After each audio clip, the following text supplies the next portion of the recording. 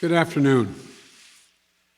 I want to speak today to the unfolding situation in Afghanistan, the developments that have taken place in the last week, and the steps we're taking to address the rapidly evolving events.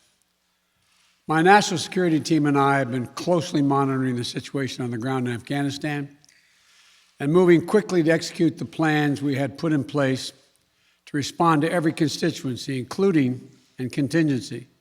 including the rapid collapse we're seeing now. I'll speak more in a moment about the specific steps we're taking, but I want to remind everyone how we got here and what America's interests are in Afghanistan. We went to Afghanistan almost 20 years ago with clear goals. Get those who attacked us on September 11, 2001, and make sure al-Qaeda could not use Afghanistan as a base from which to attack us again. We did that. We severely degraded al-Qaeda in Afghanistan. We never gave up the hunt for Osama bin Laden, and we got him. That was a decade ago. Our mission in Afghanistan was never supposed to have been nation building. It was never supposed to be creating a unified, centralized democracy. Our only vital national interest in Afghanistan remains today what it has always been: preventing a terrorist attack on America's homeland. I've argued for many years that our mission should be narrowly focused on counterterrorism, not counterinsurgency or nation building. That's why I opposed the surge when it was proposed in 2009 when I was vice president. And that's why, as president, I'm adamant that we focus on the threats we face today in 2021, not yesterday's threats. Today, the terrorist threat has metastasized well beyond Afghanistan. Al-Shabaab in Somalia, al-Qaeda in the Arabian Peninsula, al-Nusra in Syria, ISIS attempting to create a caliphate in Syria and Iraq, and establishing affiliates in multiple countries in Africa and Asia.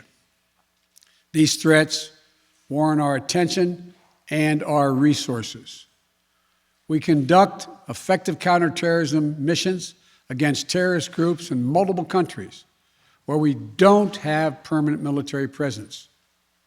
If necessary, we'll do the same in Afghanistan. We've developed counterterrorism over-the-horizon capability that will allow us to keep our eyes firmly fixed on the direct threats to the United States and the region, and act quickly and decisively if needed. When I came into office, I inherited a deal that President Trump negotiated with the Taliban. Under his agreement, U.S. forces would be out of Afghanistan by May 1, 2021, just a little over 3 months after I took office. U.S. forces had already drawn down during the Trump administration from roughly 15,500 American forces to 2,500 troops in country. And the Taliban was at its strongest militarily since 2001. The choice I had to make as your president was either to follow through on that agreement or be prepared to go back to fighting the Taliban in the middle of the spring fighting season. There would have been no ceasefire after May 1. There was no agreement protecting our forces after May 1. There was no status quo of stability without American casualties after May 1.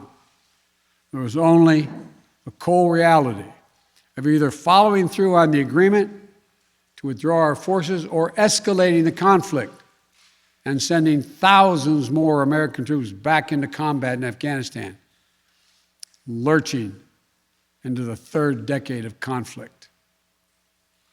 I stand squarely behind my decision. After 20 years, I've learned the hard way that there was never a good time to withdraw U.S. forces. That's why we're still there.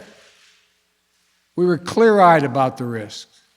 We planned for every contingency, but I always promised the American people that I would be straight with you.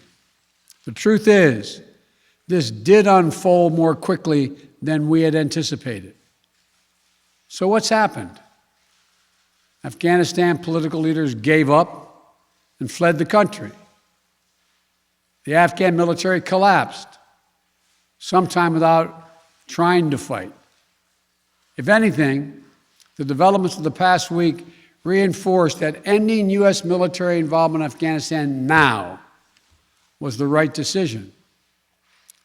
American troops cannot and should not be fighting in a war and dying in a war that Afghan forces are not willing to fight for themselves. We spent over $1 trillion. We trained and equipped an Afghan military force with some 300,000 strong, incredibly well equipped, a force larger in size than the militaries of many of our NATO allies. We gave them every tool they could need. We paid their salaries, provided for the maintenance of their Air Force, something the Taliban doesn't have. Taliban does not have an Air Force. We provided close air support. We gave them every chance to determine their own future. We could not provide them was the will to fight for that future. There's some very brave and capable Afghan special forces units and soldiers. But if Afghanistan is unable to mount any real resistance to the Taliban now, there is no chance that 1 year, 1 more year, 5 more years, or 20 more years of U.S. military boots on the ground would have made any difference. And here's what I believe to my core. It is wrong to order American troops to step up when Afghanistan's own armed forces would not. The political leaders of Afghanistan were unable to come together for the good of their people, unable to negotiate for the future of their country when the chips were down. They would never have done so while U.S. troops remained in Afghanistan, bearing the brunt of the fighting for them. And our true strategic competitors, China and Russia, would love nothing more than the United States to continue to funnel billions of dollars in resources and attention into stabilizing Afghanistan indefinitely. When I hosted President Ghani and Chairman Abdullah at the White House in June, and again when I spoke by phone to Ghani in July, we had very frank conversations. We talked about how Afghanistan should prepare to fight their civil wars after the U.S. military departed, to clean up the corruption in government so that the government could function for the Afghan people. We talked extensively about the need for Afghan leaders to unite politically. They failed to do any of that. I also urged them to engage in diplomacy, to seek a political settlement with the Taliban. This advice was flatly refused. Mr. Ghani insisted the Afghan forces would fight, but obviously he was wrong. So I'm left again to ask of those who argue that we should stay, how many more generations of America's daughters and sons would you have me send to fight Afghanistan's civil war when Afghan troops will not? How many more lives, American lives, is it worth? How many endless rows of headstones at Arlington National Cemetery? I'm clear on my answer. I will not repeat the mistakes we've made in the past. Mistake of staying and fighting indefinitely in a conflict that is not in the national interest of the United States, of doubling down on a civil war in a foreign country, of attempting to remake a country through the endless military deployments of U.S. forces. Those are the mistakes we cannot continue to repeat because we have significant vital interest in the world that we cannot afford to ignore.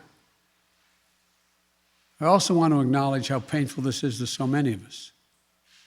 The scenes we're seeing in Afghanistan, they're gut-wrenching, particularly for our veterans, our diplomats, humanitarian workers, for anyone who has spent time on the ground working to support the Afghan people. for those who have lost loved ones in Afghanistan, and for Americans who have fought and served in the country, serve our country in Afghanistan. This is deeply, deeply personal. It is for me as well. I've worked on these issues as long as anyone. I've been throughout Afghanistan during this war, while the war was going on, from Kabul to Kandahar to the Kunar Valley. I've traveled there on 4 different occasions. I met with the people. I've spoken to the leaders. I spent time with our troops. And I came to understand firsthand what was and was not possible in Afghanistan. So now we're focused on what is possible. We will continue to support the Afghan people. We will lead with our diplomacy, our international influence, and our humanitarian aid. We'll continue to push for regional diplomacy and engagement to prevent violence and instability.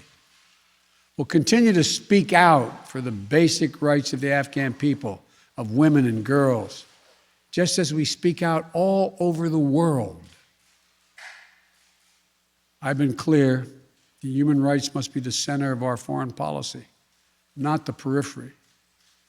But the way to do it is not through endless military deployments. It's with our diplomacy, our economic tools, and rallying the world to join us. Now, let me lay out the current mission in Afghanistan.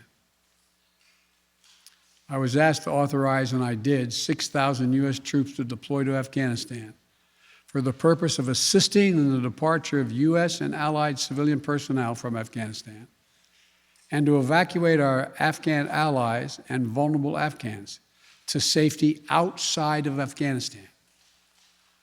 Our troops are working to secure the airfield and to ensure continued operation of both the civilian and military flights. We're taking over air traffic control.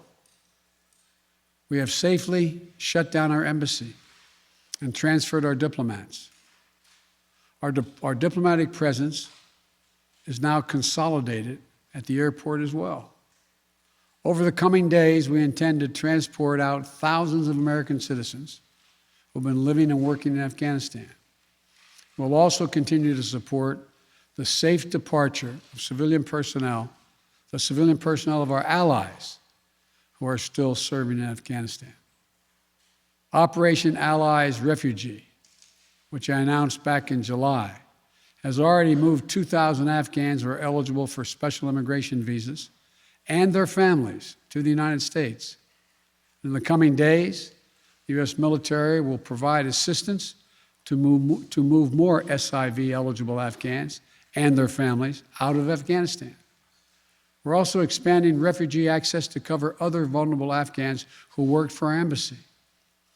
U.S. non-governmental agencies, or U.S. non-governmental organizations, and Afghans who otherwise are at great risk, and U.S. news agencies.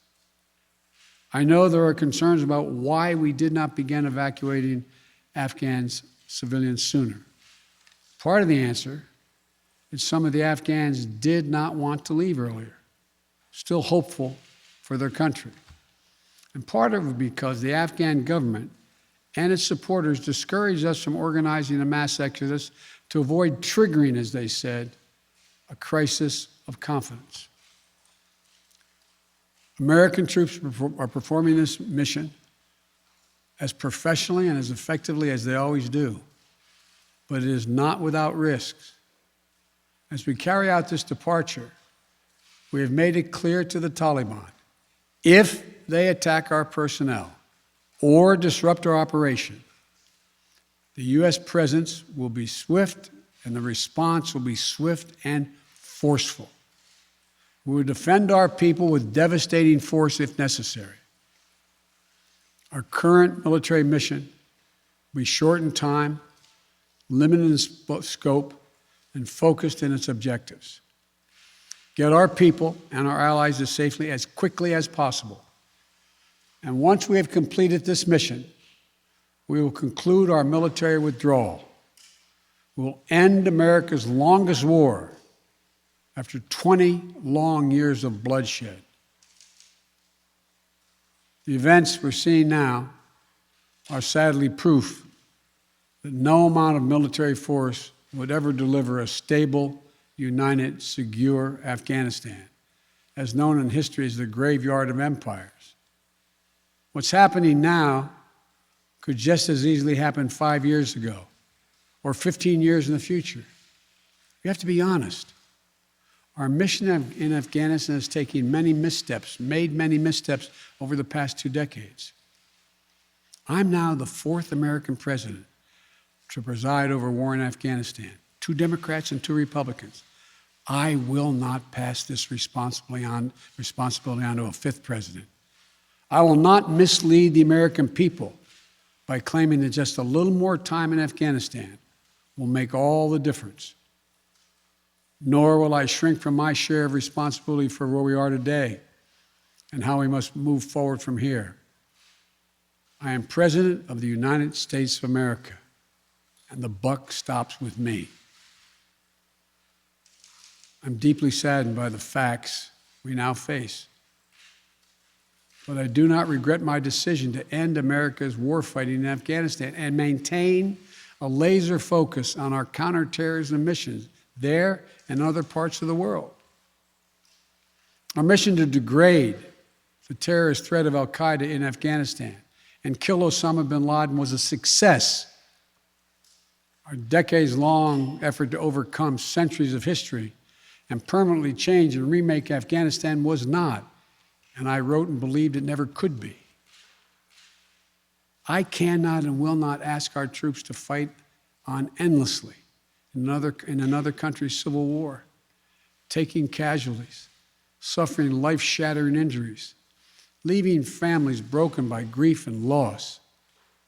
This is not in our national security interest. It is not what the American people want. It is not what our troops, who have sacrificed so much over the past 2 decades, deserve. I made a commitment to the American people when I ran for president that I would bring America's military involvement in Afghanistan to an end. While it's been hard and messy, and yes, far from perfect, I've honored that commitment. More importantly, I made a commitment to the brave men and women who serve this nation that I wasn't going to ask them to continue to risk their lives in a military action that should have ended long ago. Our leaders did that in Vietnam when I got here as a young man. I will not do it in Afghanistan. I know my decision will be criticized, but I would rather take all that criticism than pass this decision on to another president of the United States, yet another one, a 5th one, because it's the right one, it's the right decision for our people, the right one for our brave service members who risk their lives serving our nation, and it's the right one for America. Thank you. May God protect our troops, our diplomats, and all brave Americans serving in harm's way.